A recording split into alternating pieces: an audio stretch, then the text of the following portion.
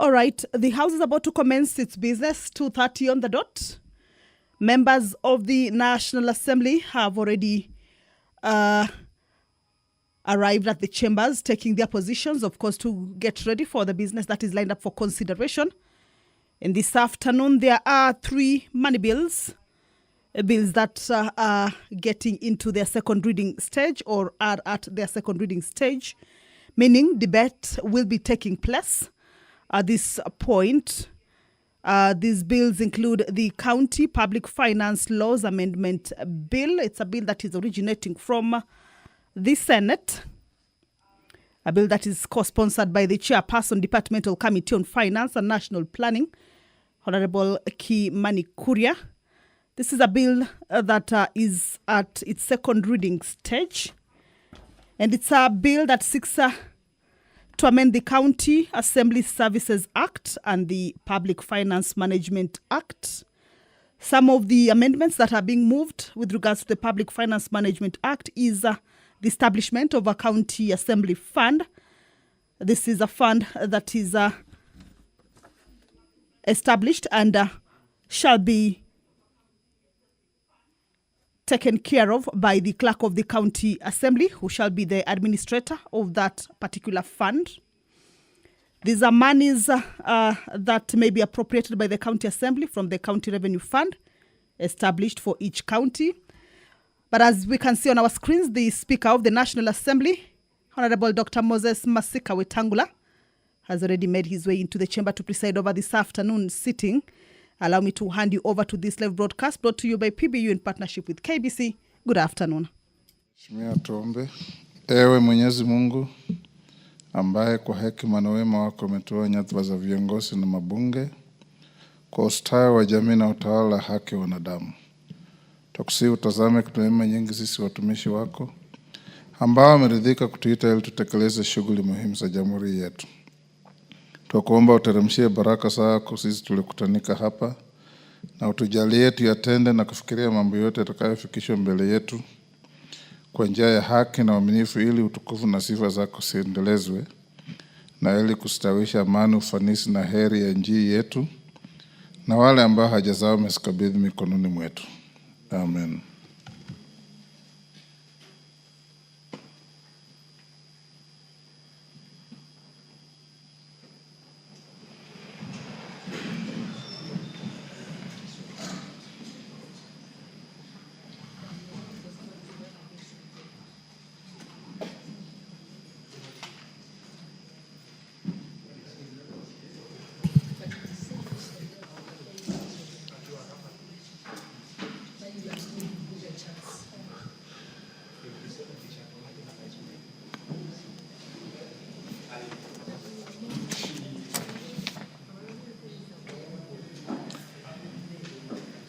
Sergeant, ring the quorum bell.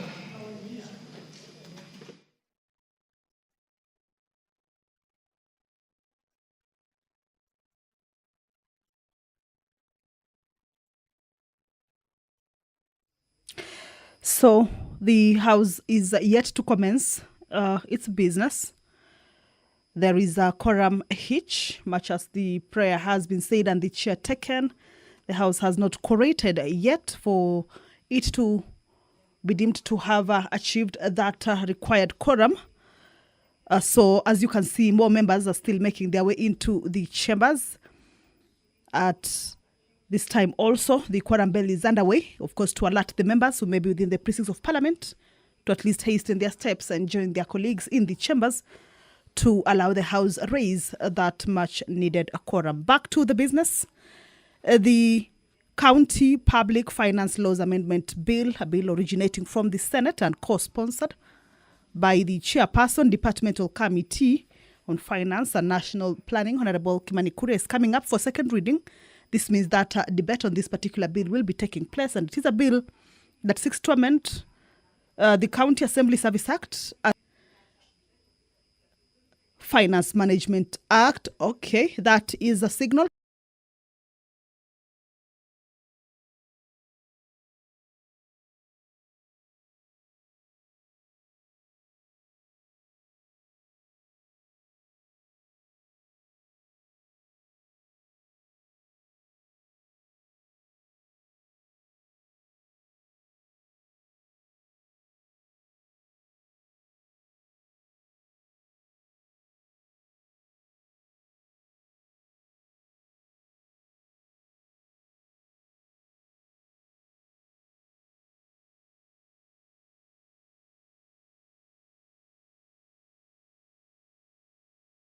from the Sergeant at Arms to the clerk and the speaker that the quorum has been raised. Allow me to hand you over to this business. Good afternoon.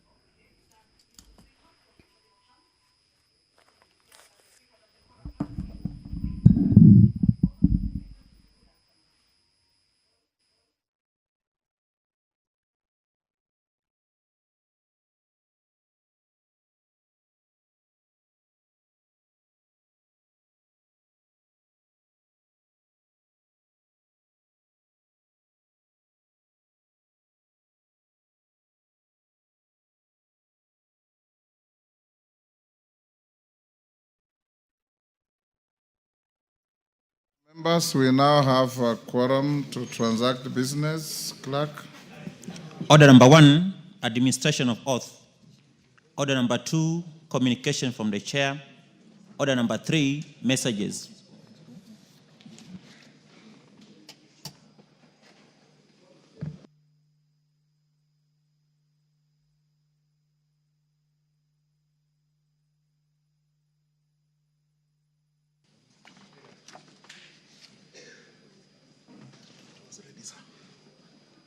Not here. We'll come back to messages. Next order. Order number 4, petitions. Order number 5, papers. Majority Leader.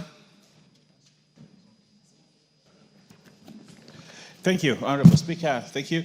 I beg to lay the following papers on the table of the House today, Wednesday, June 18th, 2025, afternoon sitting. 1, the Kenya Information and Communication Regulations Registration of Telecommunication Services Subscribers Regulations 2025 from the Ministry of Information, Communication and the Digital Economy to be referred to the Committee on Delegated Legislation. 2, reports of the Auditor General and financial statements for the year ended 30th June 2023 and the certificates there in respect of the following technical training institutes. A, Chepsirei. B, Machakos Technical for the Blind. C, Ekerubo Giatai. D, Gitwebe. E, Bureti. 3, reports of the Auditor General financial statements for the year ended 30th June 2023 and certificates therein in respect of the following technical and vocational colleges. Belgut, Larry, Kasarani, and Bomet. 4, reports of the Auditor General and financial Bomet statements. Central. Bomet Central, yes, Mr. Speaker, Bomet Central. 4, reports of the Auditor General and financial statements for the year ended 30th June 2024 and certificates therein in respect of the following technical and vocational colleges. Larry, Kasarani, Limuru, Okame, Chepsirei, Moiben, and Wanga. 5, reports of the Auditor General financial statements for the year ended 30th June 2024 and certificates therein in respect of the following schools. A, St. Cecilia Alwar Girls, Siaya. B, Moi Girls, Vokoli. C, Chavakali. D, Bunyore Girls. E, Chianda. F, Kisumu Girls. G, Bishop Okoth Girls, Mbaga. H, St. Mary's Yala. And I, Maseno. 6, Honorable Speaker, reports of the Auditor General of financial statements for the year ended 30th June 2024 and certificates therein in respect of the following technical training institutes: Thika, Rift Valley, Ol Lesos, Bushiangala,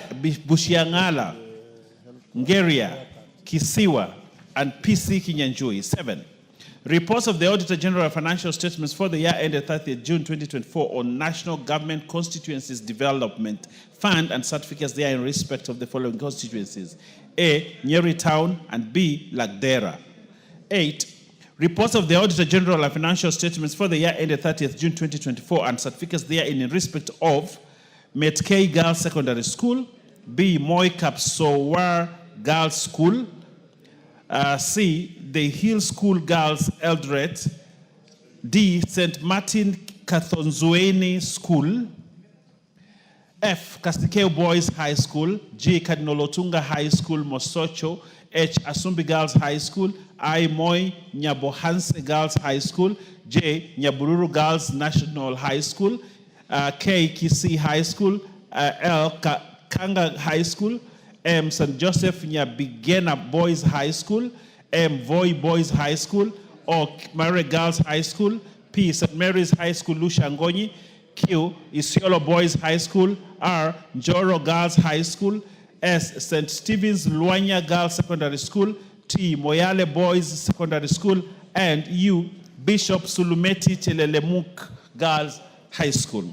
9, Annual Report of the Auditor General and Financial Statements of Kenya Civil Aviation Authorities for the year ended 30th June 2024 and certificates therein. And lastly, Honorable Speaker, special audit on capitation and infrastructure grants in schools across the country from the Office of the Attorney General to be referred to the Public Accounts Committee. Honorable Speaker, I beg to lay. Chairperson, Budget and Appropriations Committee. Thank you, Honorable Speaker. Honorable Speaker, I beg to lay the following paper on the table of the House to date, Wednesday, 18th June 2025, report of the Budget and Appropriations Committee on its consideration of the Equalization Fund Appropriation Bill, National Assembly Bill number 21 of 2025. Thank you. Chairperson, Mediation Committee on Division of Revenue.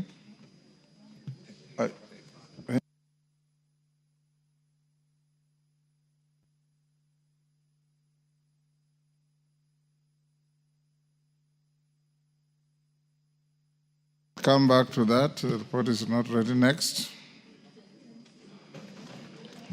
Order number 6, notices of motion.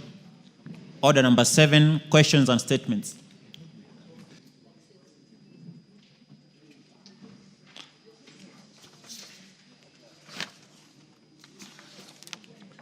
Honorable members, let's go to, there's a supplementary order paper we are expecting. Clerk, is it here yet? A few minutes. Okay, let's go to statements. Ivo Barra, are you taking the response on behalf of Jared? Mr. Speaker. Yes, Chair, Internal Security and Administration, Tongoyo.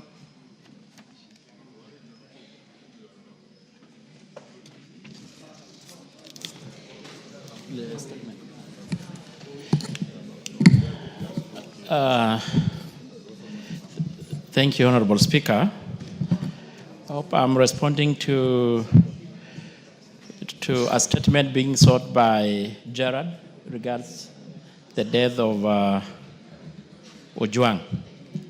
Yes. Go ahead and take into account that this is a matter that is very active in court. And if you say anything that is likely to prejudice the court process, I will stop you. Well-guided Speaker, I know, of course, the issue of sub judice. Go ahead. And I'm well-guided. Yes. So, and it's true, Honorable Speaker, we know this is also a matter of a lot of public interest. Honorable Speaker, the Member of Parliament, Honorable Gerard Okello, did sort a statement on the floor of this House under the circumstances that led to the death of Albert Ojwang. And in particular, he wanted to know, report on the circumstances that led to the death of Alfred Ojwang while in police custody at Central Police Station, including the legal basis for his arrest and the reason for his placement in solitary confinement. 2, the justification of the transfer from Homa Bay to Nairobi County, and also the current status of investigation by the IPOA on the immediate administrative and disciplinary action that has been taken against officers who apprehend and transferred the deceased to Nairobi. And Honorable Speaker, you remember, besides, of course, this statement, Honorable Speaker, the committee took interrogation. They interrogated the IPOA and the IG also on the same matter.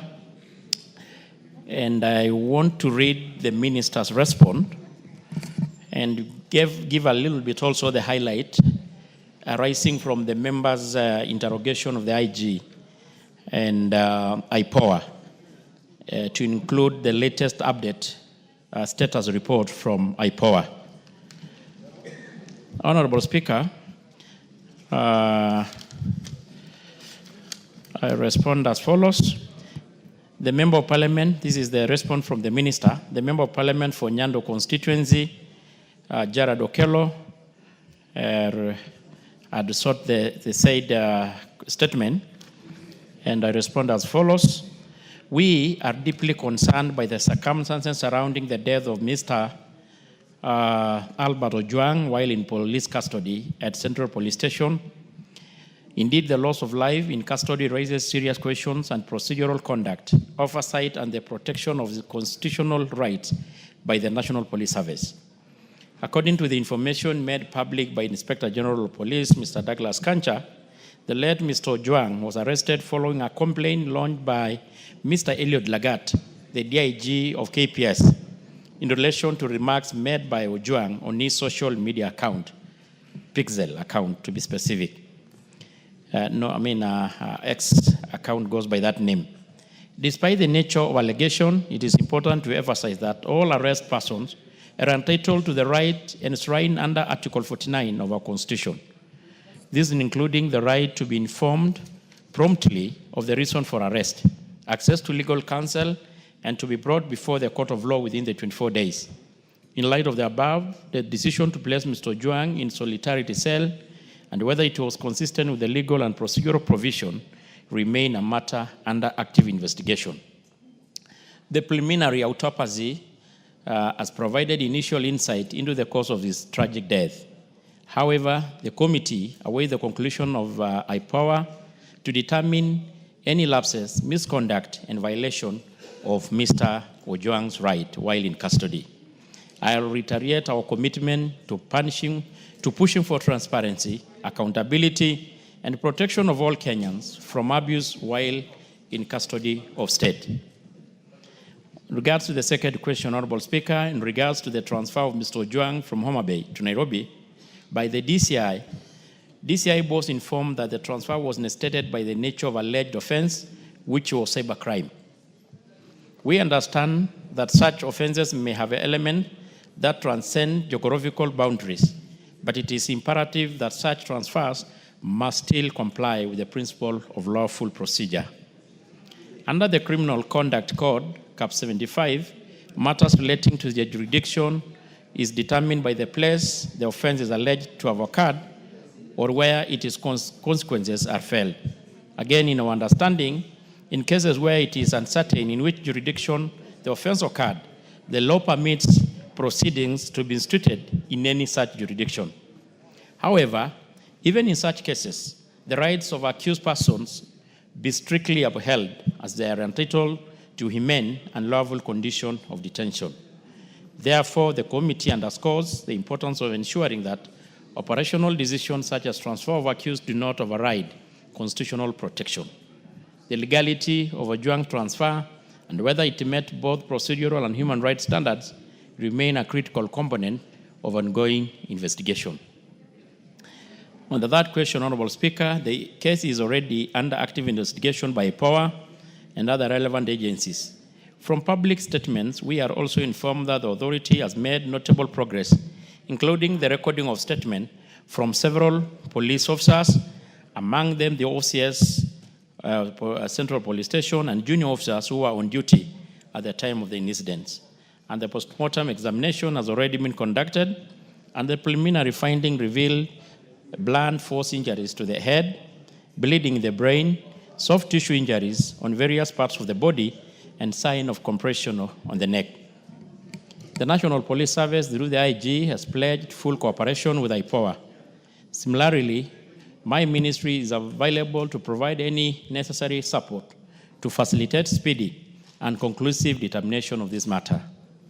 Being a matter of significant public interest and national concern, we are hopeful that the process will be expeditious, impartial, and transparent, especially in light of the commitment made by the relevant authorities.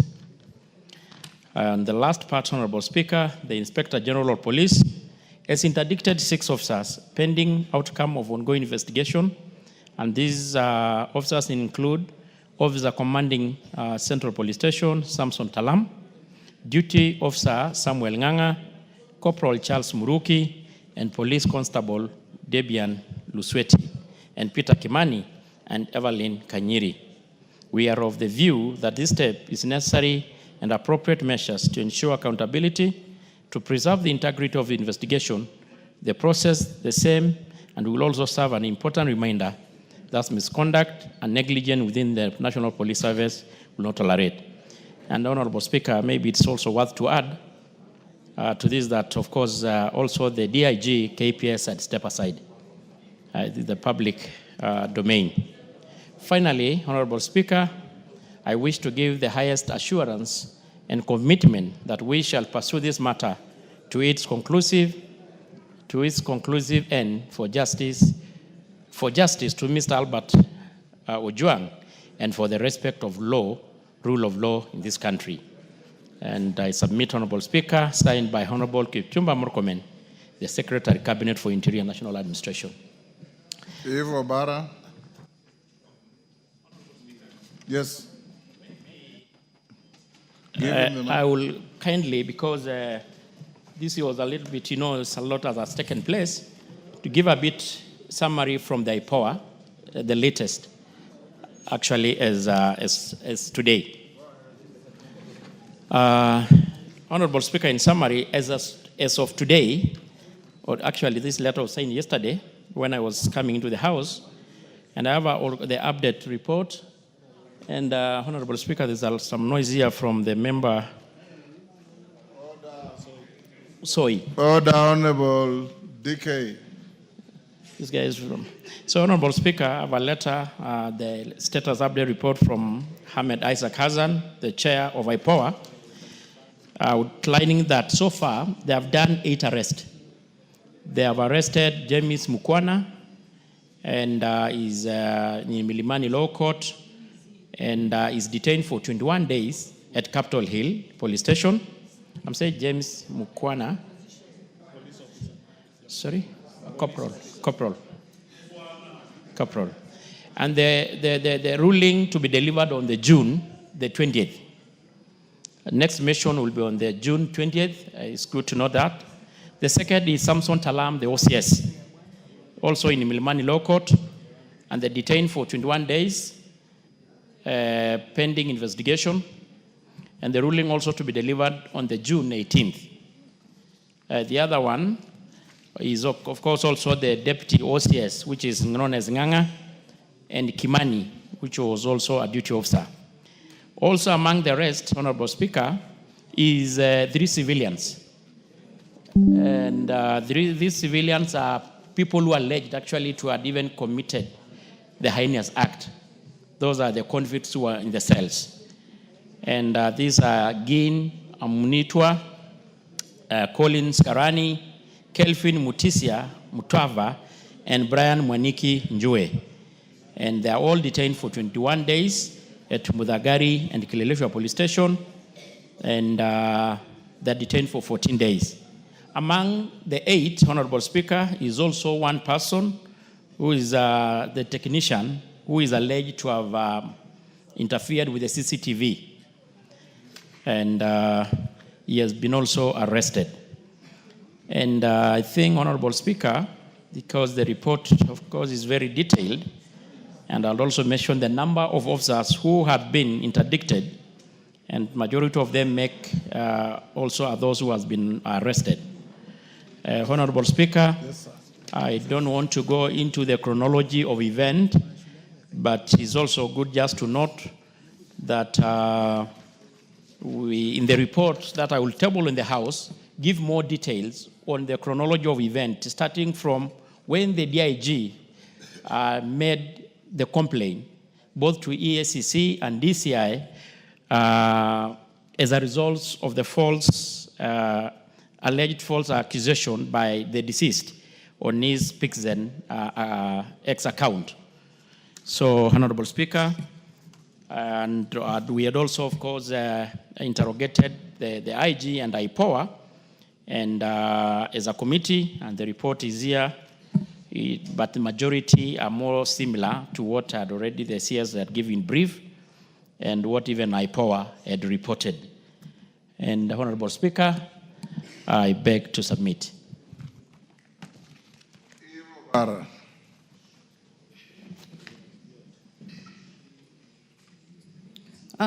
Thank you, Mr. Speaker. Let me appreciate that little effort has been made and there is progress on the case. But Mr. Speaker, on the specific questions that were asked, I'm yet to be satisfied. Mr. Speaker, what was asked was why, the first one was why was Albert transferred from Homa Bay to Nairobi? Was this legal? Mr. Speaker, this has not been clearly answered. In line with Article 49 of our Constitution, it's required that the arrested person be held near the place of arrest unless there are exceptional circumstances, and none were disclosed. The second one that I'm not satisfied with was what was asked was what specific online post led to his arrest. Mr. Speaker, up to this point, we do not know the specific online post. The other one was, the question was Albert's detention documented at the Central Police Station? Mr. Speaker, the response clearly should have stated that it was not. At least acknowledge that there were gaps in the manner in which his case was handled. They always say that the truth will set us free. So I would appreciate if the minister in charge or the cabinet secretary in charge acknowledge some of the shortfalls or the shortcomings on the manner in which the case was handled. And when you say the truth, even the people concerned, as much as they have lost their relative, will be satisfied that it was the investigation was transparent and the truth has been unveiled. And this has not been the case. And finally, Mr. Speaker, on the injuries that we're asked, can the ministry explain the visible injuries, including the bruises and the swellings, reported by the family and observers? The ministry or the minister only refers to the existence of postmortem without addressing the injury findings. Mr. Speaker, I would be happy if this matter is handled exhaustively. I am not fully satisfied, and this is the message. Mr. Speaker, this is something that has painted Kenya in a bad light. Mr. Speaker, yes, we make mistakes, but when you acknowledge, then we can get over some of these things and even now start talking about the reforms on what we should do as a country. I'm not looking at an individual, I'm looking at the image of the country. Mr. Speaker, what we saw yesterday, immediately after this Mr. Ojwang's case, what we saw in the streets yesterday, somebody brazenly shooting at a human being, Mr. Speaker. It means that it has not sunk. Even what we've been talking about and the country's outcry has not been received well by the police force. Because if that was done, Mr. Speaker, they would not have done what we saw or instructions given out to them on how to handle demonstrators would have been different. That police officer has painted us in a bad light, and action, I believe, has been taken and he has been arrested. But for Ojwang, let us go the full haul, Mr. Speaker. Thank you very much. Thank you. Yes, Mukunji. Tongoyo, you can take note. Thank you. Honorable Speaker, I also want to say the statement is quite insufficient. Honorable Speaker, from a far look, this looks like there's a lot of conspiracy around that case. And Honorable Speaker, I am appealing to the committee to go beyond IPOA statement. There is a need, Honorable Speaker, for this National Assembly to go beyond the issue of getting a report from IPOA and actually form a commission of inquiry to know exactly what transpired, that is supposed to be independent, that involves also everybody that is being mentioned. Honorable Speaker, there has been mentioned 2 gentlemen that come from my constituency.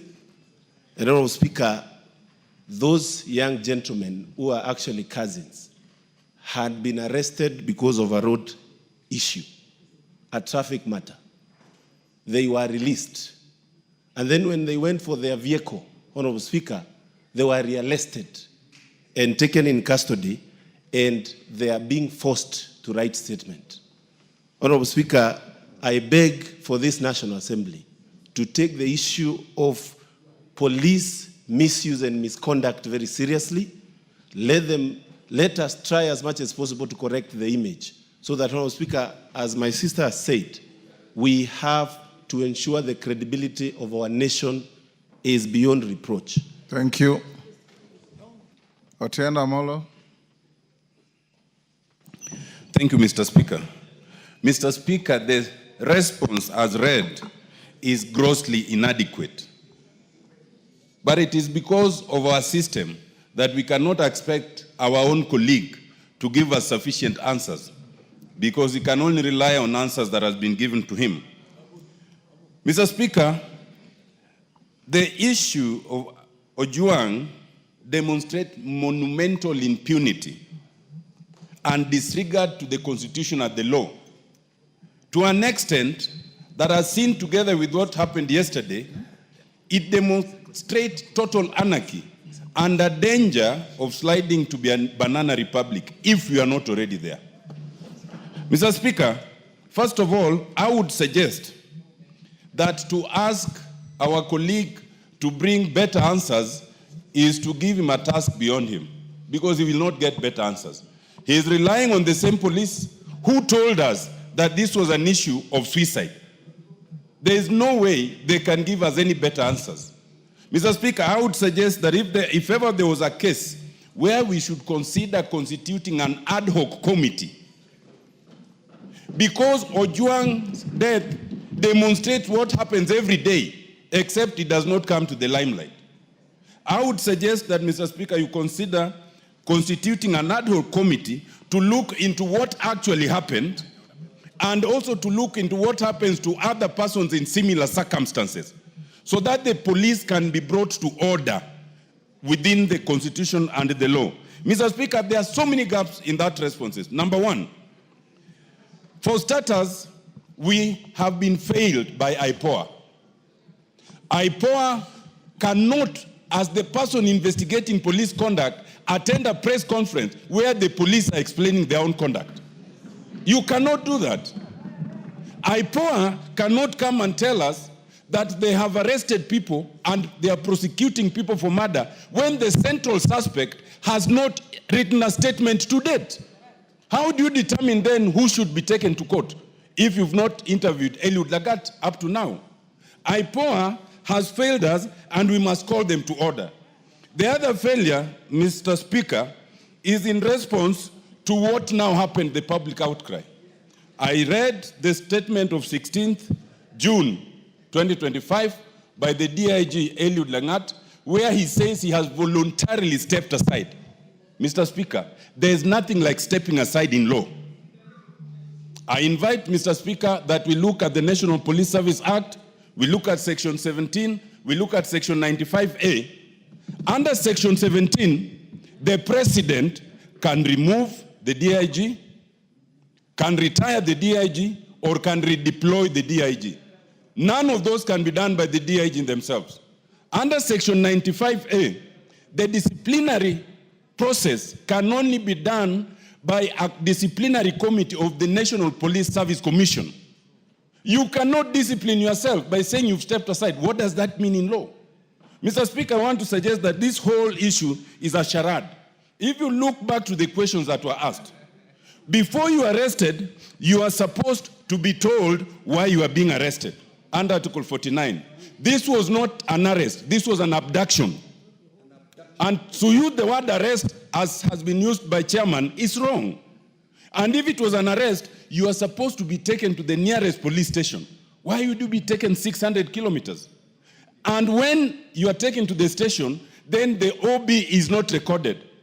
At what point then are you told of the reason for your arrest?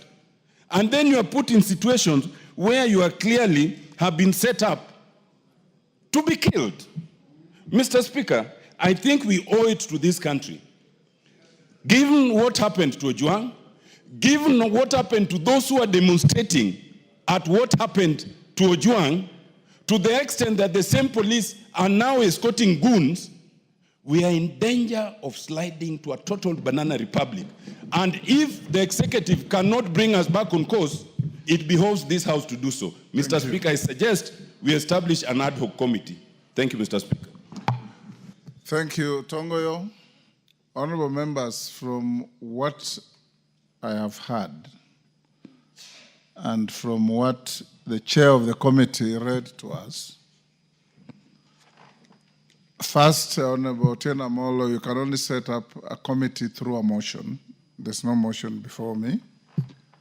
But more importantly, I direct that the Minister for Internal Security appears before this House on Wednesday afternoon so that those with questions, and the questions so far raised by Ivo Bara, Otieno Amolo, and Mukunji be availed to him via Hansard so that he can be able to be interrogated by the House on matters touching on the death of Albert Ojwang, taking into account the ongoing court case and the sub judice rule, so that we can have this House lend its strong voice on matters that we disapprove of on the conduct of officers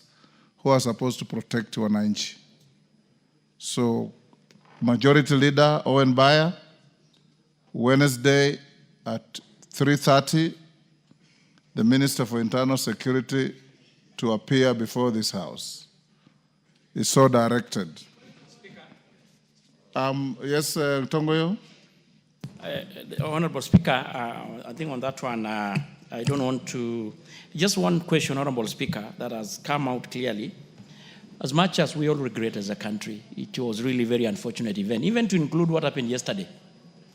Of course, we saw in the videos going around of a police officer shooting an armed, innocent Kenyan who was walking, doing his assault, which even inquired, we are lucky he's still recuperating in the hospital, although they say he was used a rubber bullet. Honorable Speaker, I think it's just good to appreciate that IPOA had really done a good job, because in speed 5 days, okay, it's me talking. Order. It's me talking.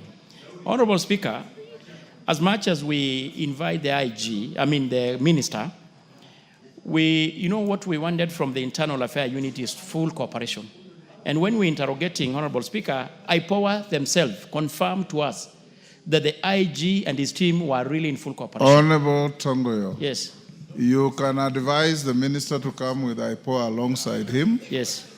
Better that way. If he wishes to do so. Okay. Because under our structure of government, he gives policy direction to many of those institutions under him. So I would suggest then you recommend that IPOA also join the CS. It is up to him to decide who to come with. Okay. Yes. Well guided. See. Yes, I don't want to escalate this. I've already given direction. What's your point of order, Millie? Thank you, Mr. Speaker, and I do appreciate that you don't want to escalate this, and because you have actually requested the CS to come. I've not requested, I've directed. Directed, thank Yes. you. You have directed, and I'm glad that you have corrected me one of a few times when I'm happy when I'm directed. That is directed. Let him be here. And the reason is because the issue of security actually resides in this House. And I know and I want to commend the committee because they've done a very good job. But the house, the entire house needs to be seized of this matter because it's our primary mandate to oversight the security. But Mr. Speaker, even as the CS is coming, the other issues that are arising that we would want him to deal with. Number one, only 2 days ago, Mr. Onditi died in a police post in my constituency, allegedly by suicide. Mr. Speaker, again in, I think, Nyando or somewhere, somebody else died allegedly by suicide in a police post. You know what you should do, Honorable Millie? File additional questions on the issues you are raising. And any other member who has similar issues, file questions so that we pass them on to the minister as he prepares to appear here on Wednesday, and be at hand to interrogate him on all these issues so that he can be able to not only satisfy the House but the country on the situation surrounding Albert Ojwang, the Onditi you are talking about, the shooting in town yesterday, and any other matters within your knowledge that requires the minister to be brought to his attention and to answer fully to the House. Yes, Millie? Thank you, Mr. Speaker. I stand guided, and I will be doing that. Mr. Speaker, yesterday when I was speaking here, I was informed that the person who was shot yesterday, who unfortunately I'm told has died, I don't know if he has died, the one we are saying was shot by, is not dead. Or I'm happy to hear it's not dead, and I hope. Yes, that's just what I wanted to say, even though I still am appalled and I'm not happy by the way the police operated. It doesn't matter where he came from. Of course, it hits me more if it comes from Suba, because I was told yesterday it's from Homa Bay and Suba in particular. But I wish to tell the Suba people that he was not from Suba. We are still not happy that he was shot, but it's not from Members of the National Assembly, you are members of the National Assembly of Kenya. It matters not where a Kenyan comes from. The pain of a Kenyan in Mandera, in Busia, in Homa Bay, in Kwale is the pain to all of you. And that is as it should be. Let's go on to the next matter. Go back to messages. That matter, hold your horses to Wednesday. Go back to messages. Robert Mbui, you will speak on Wednesday. The minister will be here.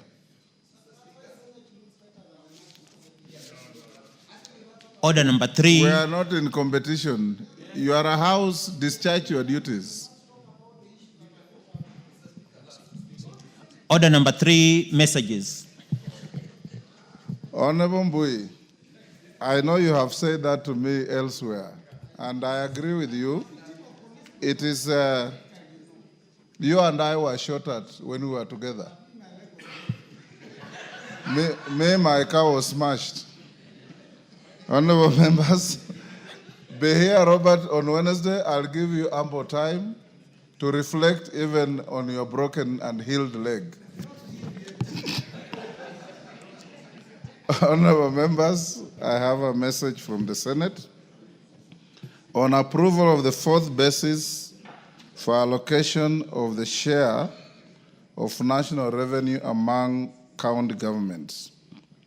Honorable members, pursuant to the provisions of Standing Order 41-4 of the National Assembly Standing Orders, I wish to report to the House that I have received a message from the Senate regarding the approval of the 4th basis for revenue allocation among county governments in accordance with Article 2173 of the Constitution. Honorable members, the message conveys that on Thursday, 12th June 2025, the Senate considered and approved the 4th basis for allocation among the counties, the share of national revenue that is annually allocated to the county level of government. This consists of the baseline allocation ratio and the formula for distribution for the financial years 2025-26, 2029-30.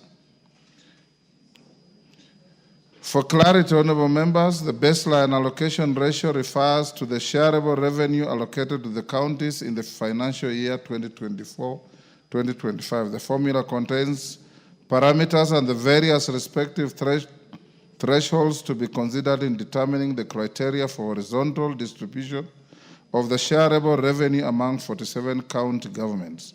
The parameters include the basic equal share, population, poverty, and land area.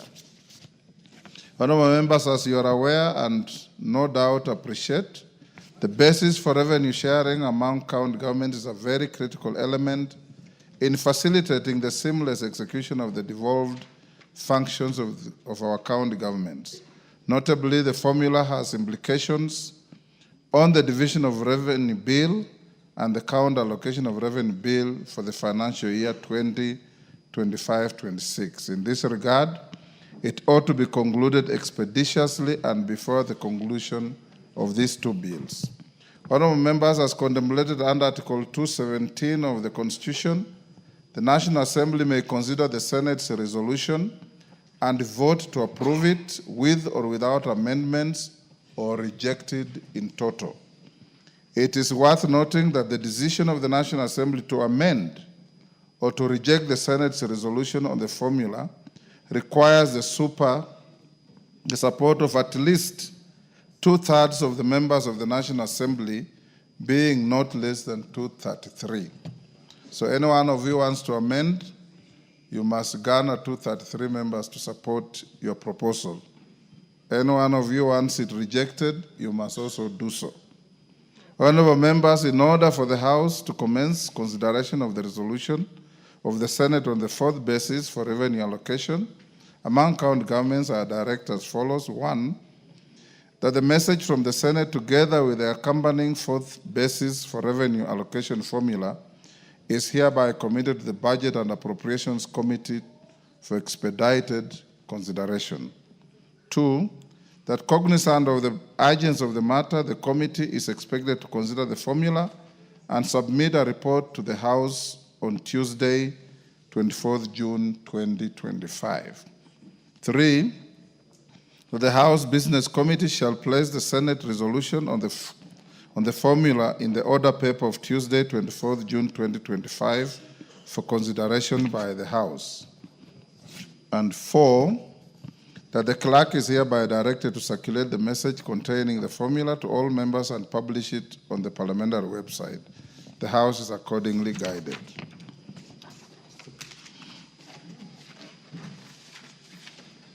Honorable members, allow me to acknowledge in the Speaker's Gallery, State House Girls, Dagoretti North constituency, Nairobi.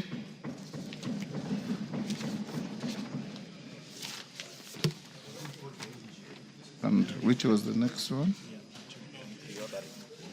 Alvioda.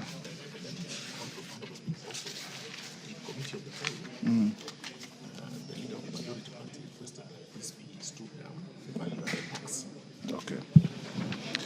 Honorable members, we have also in the public gallery Tasia Bright Star School from Embakasi East, Nairobi. On my behalf and on behalf of the House, I welcome the students, their teachers, and those accompanying them to the House of Parliament. Honorable members, you must have now received the supplementary order paper. It is in circulation already. If you check your system, you'll find it. We have done a response to question 1. I'll stay the remaining 4 questions until we finish the business that I will rearrange. For now, we go back to notices of motion, and I call the chair budget. Had you laid your paper? Okay, go to papers, order number 5. Lay your paper. Order number 5, papers. Thank you, Honorable Speaker. Honorable Speaker, I beg to lay the following paper on the table of the House today, Wednesday, 18th June 2025. Report of the Mediation Committee on the Division of Revenue Bill, National Assembly Bill number 10 of 2025. Call out order number 6. Order number 6, notices of motion. Chair, budget. Honorable Speaker, I beg to give notice of the following motion, that pursuant to the provisions of Article 113 sub 2 of the Constitution and the Standing Order 150 sub 3, this House adopts the report of the Mediation Committee on the Division of Revenue Bill, National Assembly Bill number 10 of 2025, laid on the table of the House on Wednesday, 18 June 2025, and approves the mediated version of the Division of Revenue Bill, National Assembly Bill number 10 of 2025. Thank you. Thank you, Chair. Honorable members, Otienda Mola and Murugara, you had some point of order. You approached the chair to allow you. I give you 1 minute. And Murugara, 1 minute. Thank you. Thank you, Mr. Speaker. Mr. Speaker, we are aware that the chair of the Justice and Legal Affairs Committee presented a report on the public participation on the NG-CDF Constitutional Amendment Bill. We are also aware, Mr. Speaker, that having read the bill for the first reading, we had to wait for the mandatory period as prescribed to elapse. Mr. Speaker, by my count, that period elapsed about 3 days ago. And by law, we should be on the clear to move to the second and third reading so that we can handle fully the question and issue of the constitutional amendment to the Constitution entrenching the NG-CDF. Mr. Speaker, I wanted to seek your direction on the next step so that all members would be clear, because I'm sure most members would want to participate in the second reading, and certainly most members would want to be present during voting. And Mr. Speaker, given the schedules of members, unless this is made clear, we might have a situation where some members do not participate. Mr. Speaker, I wanted to get your indulgence and directions on this, including the possibility of having a discussion, an informal discussion, given that the time usually allocated, not all members may say what they need to say or be briefed.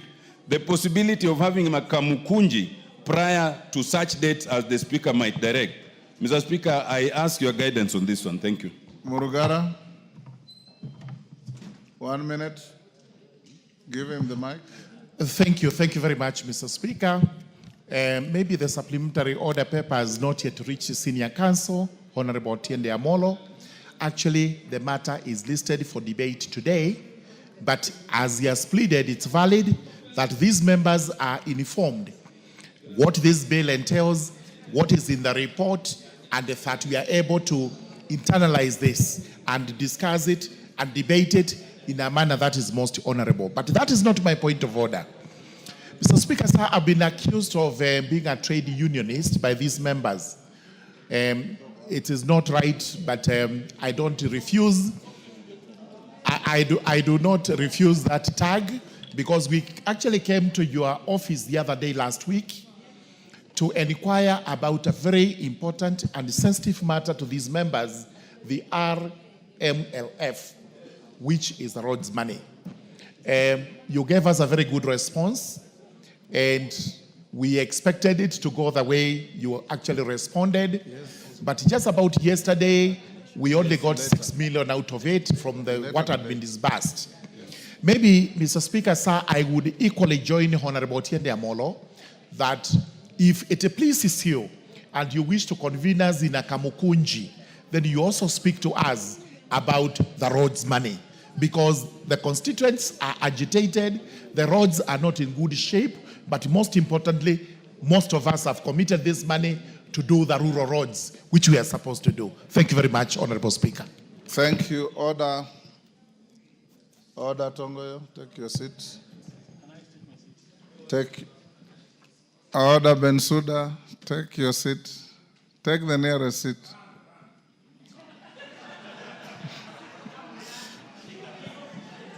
Order, honorable members.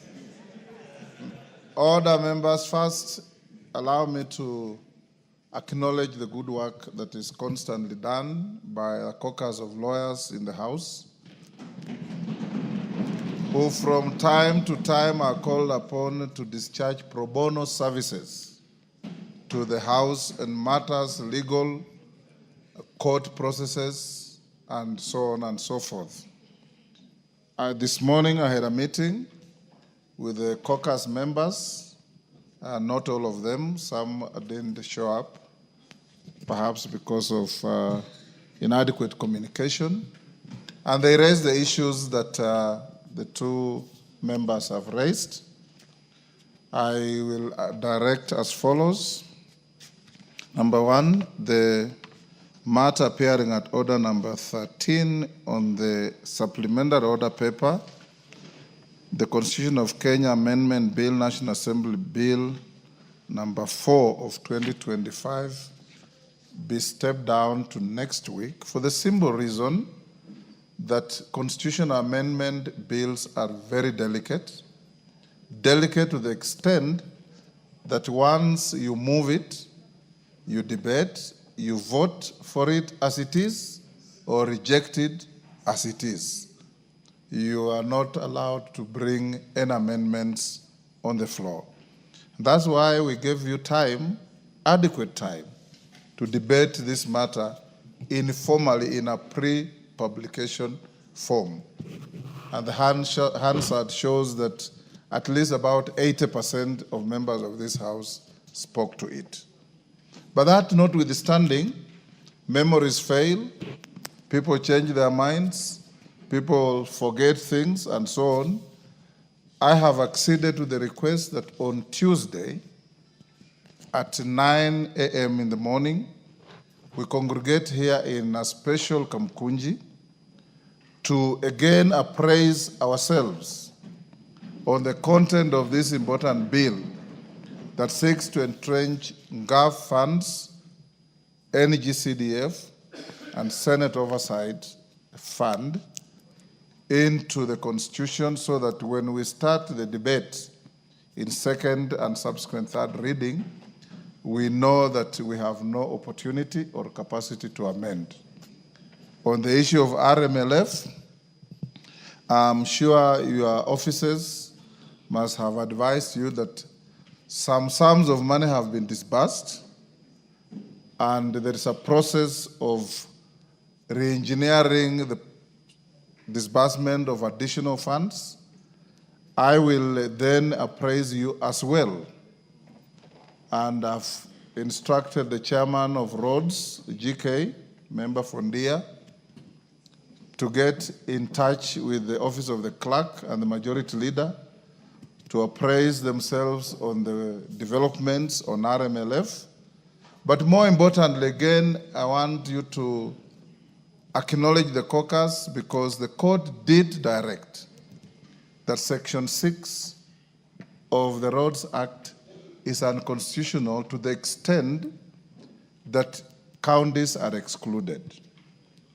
For us to correct the situation, the caucus, under my direction and guidance, are working overnight to come up with a draft bill to cure that anomaly that the court has pointed out, which will then be processed in the shortest time possible, including public participation and so on, so that within a month or two, we should have an amended bill that meets the constitutional expectations that have been directed. So once again, the caucus, on behalf of the House, we salute you for your not only offer of your time and brain, but the sacrifice you are making to make this House function better. Thank you. As you know, the caucus is co-chaired by the Honorable Otienda Amolo and Chepkonga. Chepkonga is out of the country, but we salute them for their leadership. Honorable members will then reorganize the business of the day. The remainder of the questions to be responded to will come after the committee of the whole. So we'll skip order number 8, order number 9, and order number 10, and go to the committee of the whole. And in the committee of the whole, the majority leader has requested that we step down the order on value-added tax amendment bill, which will come next week, so that we deal with the finance bill and the National Council of Population and Development bill. Equally important, honorable members, as you know the requirement under the law and the Constitution, I have approved requests for amendments from the chairman of the committee, from the majority leader, and from the honorable member for Navaholo, Emmanuel Wangwe, which will be prosecuted in the committee. Honorable members, I'll now direct the clerk to call out order number. Before that, sir, yes. We have just received papers to be laid for these documents by the leader of the majority party. Leader of majority party, there are some urgent documents for you to lay on the table before we go to the next order. Can you do so quickly? Call out order number 5. Order number 5, papers. Majority Leader. Thank you, Honorable Speaker. Honorable Speaker, I beg to lay the following papers on the table of the House today, Wednesday, June 18th, 2025, in the afternoon sitting. The supplementary estimates number 3 for the financial year 2024-2025, and the following accompanying documents from the National Treasury. 1. Order, members. Kagombe. 1. Financial year 2024-2025 supplementary estimates number 3, program-based budget. 2. Financial year 2024-2025 supplementary estimates number 3, recurrent estimates. 3. Financial year 2024-2025 supplementary estimates number 3, development estimates. And lastly, Honorable Speaker, at 5, memorandum on financial year 2024-2025 supplementary estimates number 3. Honorable Speaker, I beg to lay. Thank you, Honorable Wenbaya. Honorable members, allow me to acknowledge in the public gallery Kambara Secondary School from Mavioya, Muranga. On my behalf and on behalf of the House, we welcome the students and their teachers and those accompanying them to the House of Parliament. Call out order number 11. Order number 11, Committee of the Whole House.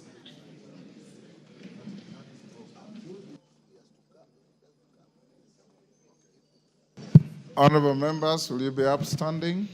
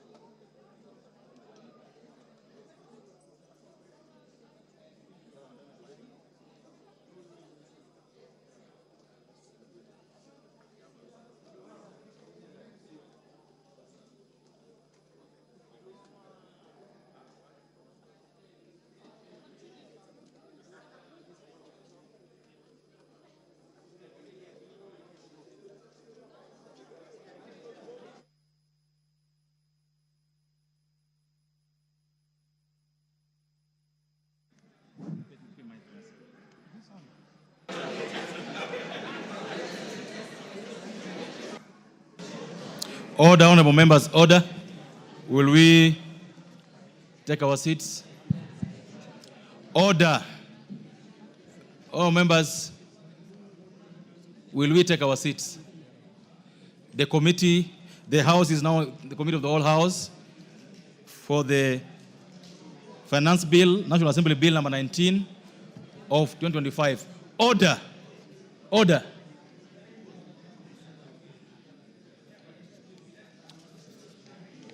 The Honorable Soro et al. Order. Could you take your seats?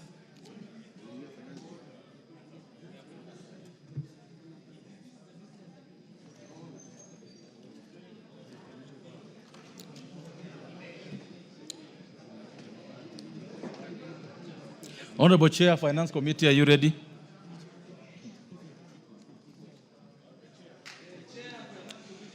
The Honorable Soro, allow the Chair of Finance Committee to do his job. The Honorable Soro, take your seat.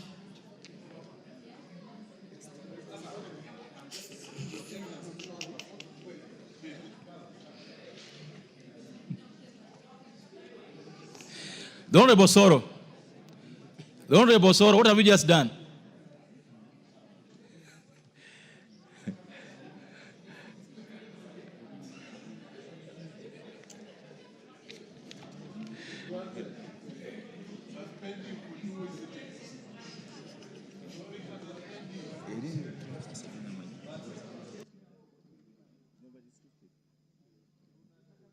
So members, let's proceed. The Honorable Chair of Finance, I hope you're ready.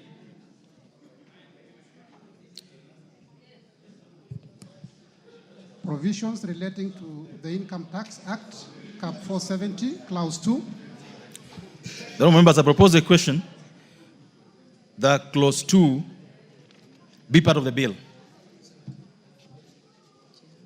Chair, you've got an amendment. Thank you, Honorable Chair. Honorable Chair, I beg to move that the amendment on Clause 2 be as per the order paper. This is a discussion we had yesterday on the definition of royalty. So the amendment is to delete the definition of the term royalty as proposed in the bill. Additionally, the amendment is to delete the definition of winnings and substituting that with withdraw. I beg to move, Honorable Chair. Thank you, members. I propose a question that Clause 2 be amended as proposed by the Chair.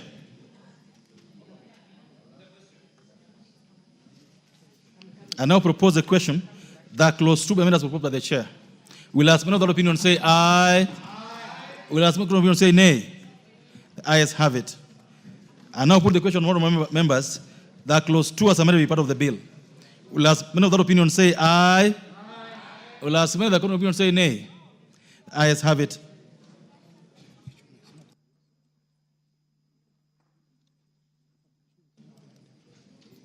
There was an amendment almost on the same terms like what we just passed by the majority leader, and I direct that the amendment by the majority leader then falls because this committee amendment has been carried. Next. Clauses 3 and 4. Members, I propose a question that clauses 3 and 4 be part of the bill. Because there's an amendment, I now put the question that clauses 3 and 4 be part of the bill. Will ask another opinion say aye. Will ask another opinion say nay. The ayes have it. Clause 5. Members, I propose a question that Clause 5 be part of the bill. The Chair of Committee, you got an amendment. Honorable Chair, I beg to move that Clause 5 be amended as per the order paper. This amendment is seeking to remove sale of scrap as income subject to tax under Section 10 of the Income Tax Act. Additionally, this amendment is seeking to include withdrawals made by punters as taxable income under Section 10 of the Income Tax Act. Thank you. All members, I propose a question that Clause 5 be amended as proposed by the Chair of the Finance Committee.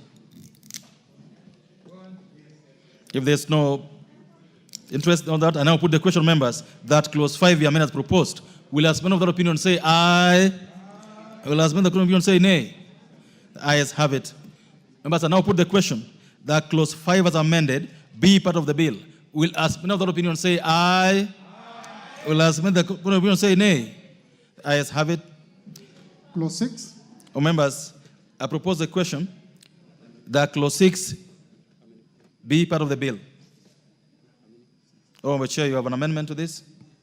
So, Honorable Chair, I beg to move that clause 6 is amended as per the order paper. This amendment is seeking to require the Cabinet Secretary to make regulations regarding significant economic presence within 6 months. Honorable Chair, as you may recall, last December we did pass the amendment on significant economic presence tax. However, despite us passing this bill in this House, almost 6 months later, there has not been regulations that have been passed on the same. So this amendment is therefore requiring the Commissioner and by extension the Cabinet Secretary to gazette, to publish regulations to effect the significant economic presence tax as per contained in the tax laws. The significant presence. Members, I propose a question that clause 6 be amended as proposed. I now put the question, therefore, that clause 6 be amended as proposed. Will as many of the opinion say aye? Will as many of the contrary opinion say nay? The ayes have it. Members, I now put the question that clause 6 as amended be part of the bill. Will as many of the opinion say aye? Will as many of the contrary opinion say nay? The ayes have it. Clause 7. Members, clause 7 has no amendment. I propose the question that clause 7 be part of the bill. I now put the question, therefore, that clause 7 be part of the bill. Will as many of the opinion say aye? Will as many of the contrary opinion say nay? The ayes have it. Clause 8. Members, I propose the question that clause 8 be part of the bill. Chairperson, got an amendment to this clause? Honorable Chair, I beg to move that clause 8 be amended as per the order paper. This amendment, the amendment is seeking to clarify that both the investment in our stadia and investment in sporting activities would both be deductible for tax for those in the private sector that invest in these two activities. I beg to move, Honorable Chair. Thank you. Honorable members, I propose a question that clause 8 be amended as proposed by the Chair. It's about sports facilities being tax deduct. I propose the question, all members, that clause 8 be amended as proposed. Will as many of the opinion say aye? Will as many of the opinion say nay? The ayes have it. I now put the question, members, that clause 8 as amended be part of the bill. Will as many of the opinion say aye? Will as many of the opinion say nay? The ayes have it. Clauses 9 and 10. All members, I propose a question that clauses 9 and 10 be part of the bill. Because there have no amendments, all members, I now put the question that clauses 9 and 10 be part of the bill. Will as many of the opinion say aye? Will as many of the contrary opinion say nay? The ayes have it. Clause 11. All members, I propose a question that clause 11 be part of the bill. Move over, you got an amendment, Chair? Honorable Chair, clause 11 refers to an amendment on country-by-country reporting that requires companies, whether it's surrogate or subsidiary or parent company, and this amendment is seeking now to require the submission of the country-by-country report, since it is the same, to be provided, and it's provided as subsection 2, that it be in the same section. I beg to move, Honorable Chair. All members, I propose a question that clause 11 be amended as proposed by the Chair. I put the question that clause 11 be amended as proposed by the Chair. Will as many of the opinion say aye? Will as many of the opinion say nay? The ayes have it. I now put the question, members, that clause 11 as amended be part of the bill. Will as many of the opinion say aye? Will as many of the opinion say nay? The ayes have it. Clause 12. Members, I propose the question that clause 12 be part of the bill. So remember, your chairman, you got amendment to this. Yes, Honorable Chair, clause 12 regards to advance pricing agreement, where you're saying where the taxpayer in an issue with the advance price agreement has provided false information, then that advance price agreement will be declared to be void. Additionally, Honorable Chair, this particular amendment is seeking to provide for timeline in which the Commissioner General, by extension, the Cabinet Secretary, will provide regulations on the enactment of this particular clause 12 in terms of timelines, giving them 6 months to gazette regulations on the enactment of these advance price agreements. I beg to move, Honorable Chair. Thank you. It's an advanced pricing. Members, I propose a question that clause 12 be amended as proposed by the Chair. Honorable Wunda, 1 minute. Chair, as much as the amendment to subsection 5, subclause 5, is timely and important, I think the cabinet secretaries must also act in good faith, knowing the importance and urgency of some of these, the need to operationalize laws.